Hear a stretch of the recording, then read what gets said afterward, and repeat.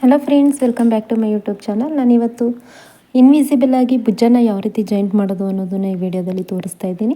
ಬೇರೆ ವಿಧಾನದಲ್ಲೂ ಕೂಡ ಈ ರೀತಿ ನಾವು ಭುಜನ ಜಾಯಿಂಟ್ ಮಾಡ್ಬೋದು. ಬಟ್ ಬಿಗಿನರ್ಸ್ಗೆ ಅದು ಸ್ವಲ್ಪ ಕನ್ಫ್ಯೂಸ್ ಆಗುತ್ತೆ ಯಾವ ರೀತಿ ಮಾಡಬೇಕು ಅಂತ. ಅದಕ್ಕೋಸ್ಕರ ನಾನು ತುಂಬಾ ಈಸಿಯಾಗಿ ಮತ್ತು ಬಿಗಿನರ್ಸ್ ಕೂಡ ಯಾವ ರೀತಿ ಟ್ರೈ ಮಾಡ್ಬೋದು ಅನ್ನೋದನ್ನು ಈ ವಿಡಿಯೋದಲ್ಲಿ ತೋರಿಸ್ತಾ ಇದ್ದೀನಿ.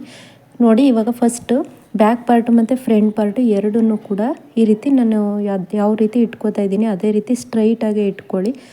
ನೀವು ಉಲ್ಟಾ ಇಟ್ಕೋಬಾರ್ದು. ಫಸ್ಟ್ ಸ್ಟ್ರೈಟೇ ಇಟ್ಕೊಂಡು ಚಿಕ್ಕದಾಗಿ 1/4 ಇಂಚ್ಗೂ ಸ್ವಲ್ಪ ಕಡಿಮೆಯಾಗಿ ನೀವು ಕಟಿಂಗ್ ಮಾಡುವಾಗಲೇ ಸ್ವಲ್ಪ ಎಕ್ಸ್ಟ್ರಾ ಬಿಟ್ಕೊಂಡು ಬಿಡಬೇಕಾಗುತ್ತೆ. 1/2 ಇಂಚು ಜಾಯಿಂಟ್ಗೋಸ್ಕರ ಬಿಡಬೇಡಿ, ಸ್ವಲ್ಪ ಎಕ್ಸ್ಟ್ರಾನೇ 3/4 ಇಂಚ್ವರೆಗೂ ಕೂಡ ಬಿಟ್ಕೋಬೋದು. ಆವಾಗ ನಿಮಗೆ ಈ ರೀತಿ ಜಾಯಿಂಟ್ ಮಾಡೋದಕ್ಕೆ ತುಂಬಾ ಈಸಿ ಆಗುತ್ತೆ. ಇವಾಗ ನೋಡಿ, ಇದನ್ನು ಉಲ್ಟಾ ಮಾಡಿ ಸ್ಟಿಚ್ ಮಾಡಿಕೊಂಡ್ರೆ ಆಯಿತು. ತೋರಿಸ್ತೀನಿ ನೋಡಿ ಎಷ್ಟು ಸುಲಭವಾಗಿ ಮತ್ತು ನೀಟಾಗಿ ಆಗುತ್ತೆ ಅಂತ. ಬೇರೆ ಮೆಥಡ್ನಲ್ಲಿ ಕೂಡ ಇನ್ವಿಸಿಬಲಾಗಿ ಸ್ಟಿಚ್ ಮಾಡ್ಬೋದು, ಅದನ್ನು ಕೂಡ ನೆಕ್ಸ್ಟ್ ವೀಡಿಯೋಸಲ್ಲಿ ಹೇಳ್ಕೊಡ್ತೀನಿ. ಬಟ್ ಬಿಗಿನರ್ಸ್ ಆಗಿದ್ರೆ ನೀವು ಫಸ್ಟ್ ಈ ಮೆಥಡ್ನ ನೀವು ಫಾಲೋ ಮಾಡಿ. ನೋಡಿ, ಇವಾಗ ಇದ್ರ ಮೇಲ್ಗಡೆ ಒಂದು ಸ್ಟಿಚ್ ಹಾಕ್ಕೊಂಡ್ರೆ ಆಯಿತು.